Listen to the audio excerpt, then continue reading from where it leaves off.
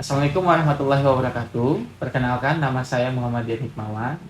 Saya adalah dosen di Ilmu Pemerintahan, Fakultas Ilmu Sosial dan Ilmu Politik Universitas Sultan Alamgir Faisal. Video kali ini saya akan menjelaskan mata pelajaran yang saya ampu, yaitu mata kuliah mengenai teori politik, dan mata kuliah ini berada di semester 2 bagi mahasiswa S1. Baik, pertama saya akan menjelaskan bahwa mata kuliah teori politik ini sebenarnya adalah mata kuliah yang menjadi fondasi bagi pemahaman di jurusan ilmu pemerintahan.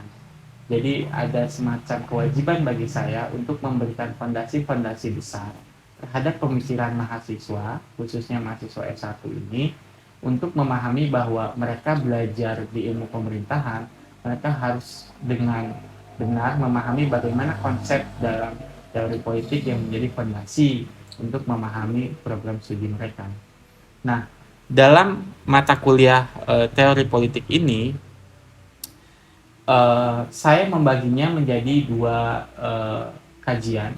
Pertama, memahami political theory sebagai grand theory di pertemuan pertama sampai dengan UTS. Pasca UTS, saya menitik beratkan teori politik ini dipahami tidak hanya sebagai grand teori, tapi juga praktikal dalam memahami kondisi sosial politik, baik itu secara politik nasional, regional, maupun dalam konteks global. Adapun capaian-capaian yang saya targetkan dalam mata kuliah teori politik ini, tentunya mahasiswa S1 ilmu pemerintahan diharapkan bisa memahami apa itu teori politik dan bagaimana teori politik itu berkembang dan ada dan mengubah kondisi sosial politik. Nah, hal itu akan terwujud dalam bagaimana mereka memahami beberapa gagasan-gagasan besar dalam teori politik. Contohnya dalam mata kuliah teori politik ini ada pemahaman mengenai bagaimana memahami isme-isme yang ada dan bagaimana memahami kerangka negara, kekuasaan, dan juga demokrasi. Nah, semua itu menjadi dasar acuan bagaimana mata kuliah ini berjalan dan dipahami oleh mahasiswa.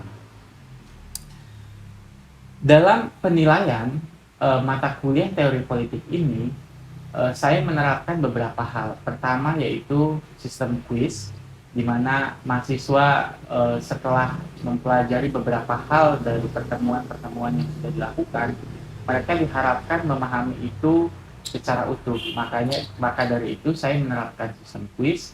Lalu juga ada sistem tugas. Tugas ini based on paper. Biasanya saya menerapkan itu sebagai tugas mingguan atau 2 minggu sekali untuk mereka bisa menanggapi hal-hal yang sudah diajarkan di kelas. Yang ketiga adalah UTS, yaitu ujian tengah semester, untuk mengukur sejauh mana mereka memahami dari hasil perkuliahan di tiap minggunya. Lalu terakhir adalah ujian akhir semester. Nah, ujian akhir semester ini saya terapkan secara menyeluruh, di mana mahasiswa harus bisa menunjukkan dan mengargumentasikan apa yang mereka dapatkan setelah mereka mengikuti perkuliahan selama 1 semester, dan mereka juga bisa mengaplikasikan dalam hal-hal teoritik ini, dalam hal-hal gagasan, yaitu juga bagaimana mereka mengargumentasikan kejadian sosial politik di lingkungan mereka. Berikut cuplikan saya mengajar di kelas teori politik, dan saya ucapkan terima kasih. Sosial politik, teori politik, bagaimana memahami tema kekuasaan dalam ranah negara maupun dalam ranah sipil. Tapi hari ini dengan perjalanan kalian memahami isme-isme gitu ya, perjalanan kalian memahami fondasi-fondasi besar dalam strukturalisme, poststrukturalisme, itu bagaimana dia bisa dipakai untuk memahami kondisi sosial politik hari ini. Sehingga kalian untuk membaca hal-hal yang ada dalam berita mungkin, atau apa yang ada dalam kancah global gitu, itu kalian bisa memahami, oh ini sedang terjadi A, sedang terjadi B, oh ini berkonsekuensi A atau berkonsekuensi B. Nah, tema hari ini sebenarnya tema dalam diskusi politik hari ini di berbagai macam negara atau di global, yaitu berbicara soal politics of citizenship.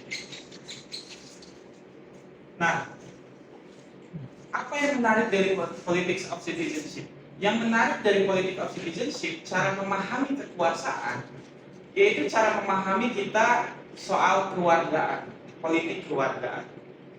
Warga di sini atau kata publik, kita sering mendengar juga kata publik kan? Itu kan temuan abad 19 yang sangat canggih menurut saya dalam kamus sosial politik. Karena sebelumnya kita tidak mengenal kata publik. People itu kan hanya diakui setelah kita mengenal negara, demokrasi, itu dan lain-lain. Sebelum itu kita tidak mengenal kata publik.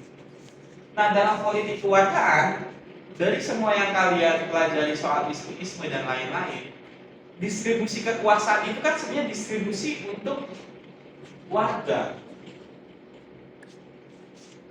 Kalian belajar nanti kebijakan publik, nanti belajar tentang gender, belajar tentang hal-hal lain. Itu kan sebenarnya untuk belajar bagaimana distribusi kekuasaan itu sampai ke warga masing-masing gitu, sesuai dengan kebutuhan dan keperluannya masing-masing. Makanya kita banyak mengenal sekali bentuk bagaimana macam kebijakan.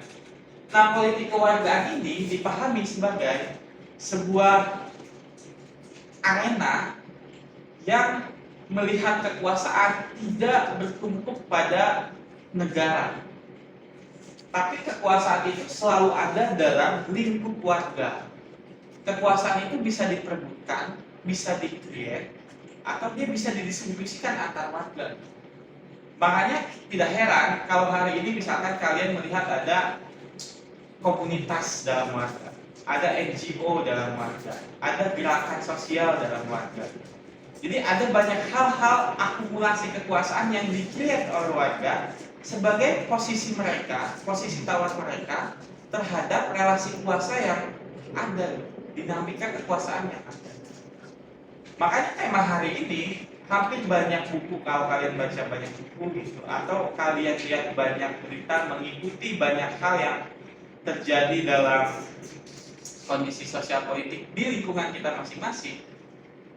Jangan jauh-jauh, mungkin di lingkungan RT kalian atau di lingkungan rumah kalian, yang hadir adalah politik kewargaan. Kita banyak mendengar gitu, isu lingkungan itu dibawa oleh apa? Oleh warga. Resistensinya mulai dari mana? Dari warga. Jadi politik kewargaan itu akan sangat lebih menarik kalau kalian bisa melihat itu sebagai satu kesatuan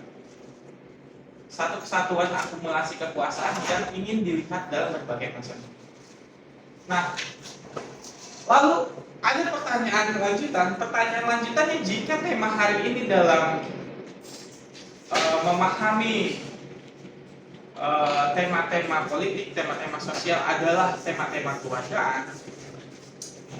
Pertanyaan selanjutnya, sebenarnya apa sih yang definisi atau kunci keywords kita memahami politik warga? Warga itu yang seperti apa? Warga itu harus seperti apa? Apakah di Indonesia ada warga, ada politik kewargaan? Kalian pasti kan udah, ini kata warga kan gak asing. Tapi kalau saya tanya, bisa nggak kalian contohkan satu hal bagaimana politik warga itu bekerja? Siapa yang punya contoh? Oh, ini salah satu contoh bentuk bagaimana politik warga itu bekerja. Bagaimana kekuasaan warga itu.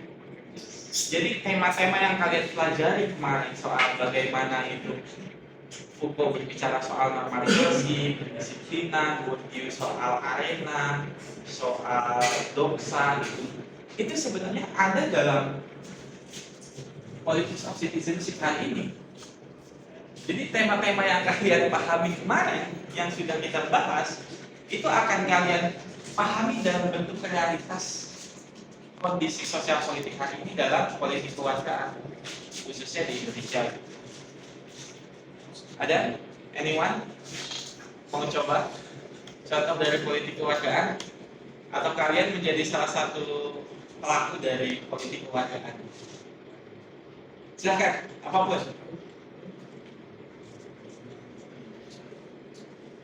Gak apa-apa, jangan malu-malu. Siapa? Kamu punya tema? Kayaknya kamu gelisah banget ya. Punya tema apa?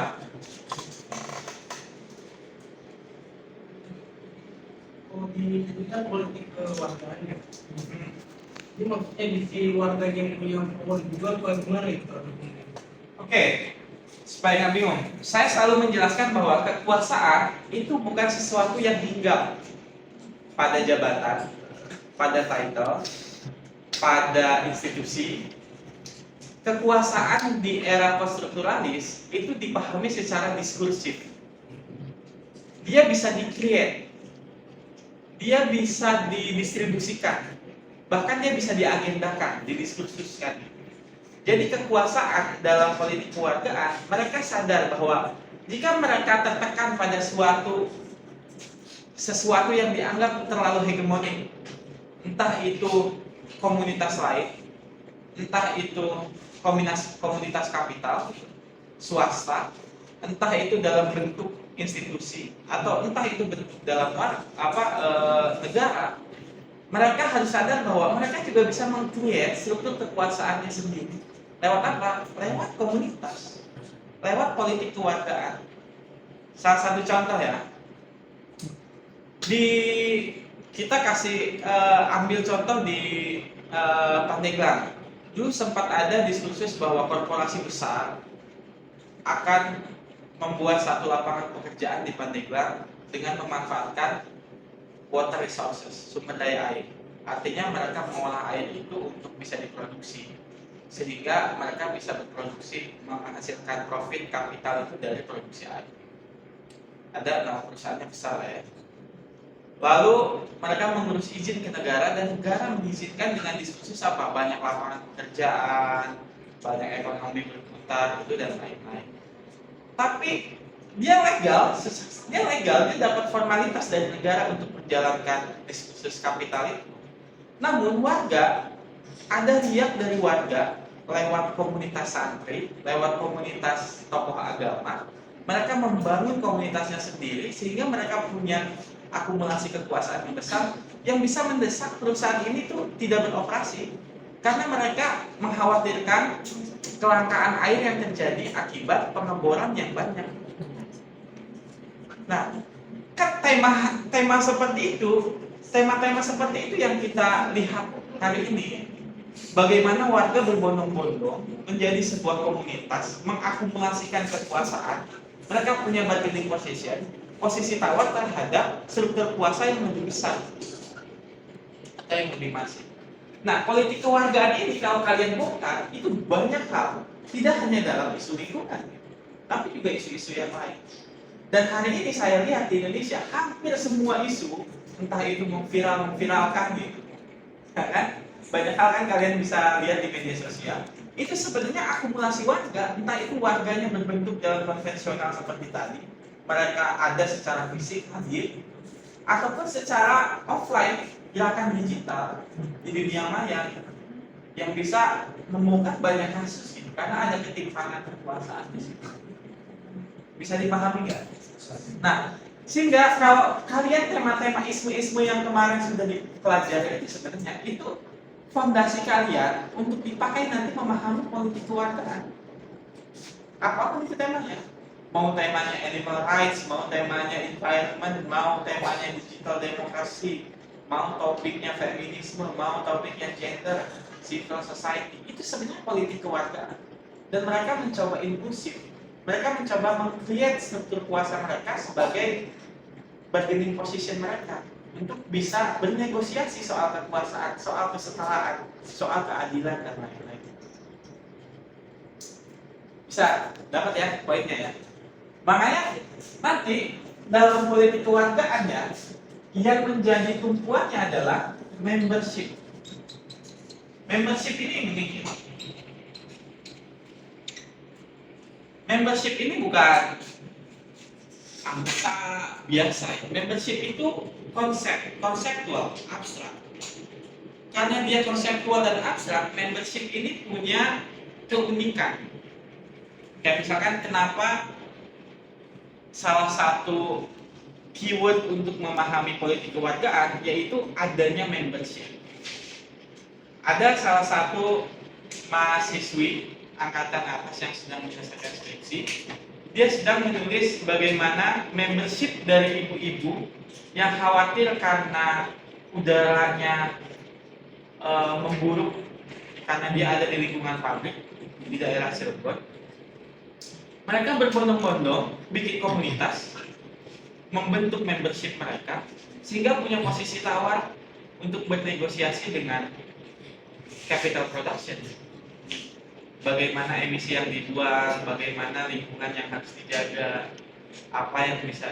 Jadi membership ini menjadi kunci dalam memahami politik kewargaan karena itu bentukan awal dari bagaimana struktur kuasa itu dibuat oleh warga politik, oleh dimensi politik kewargaan. Bisa dipahami ya? Ada pertanyaan sampai situ? Silakan jika ada pertanyaan.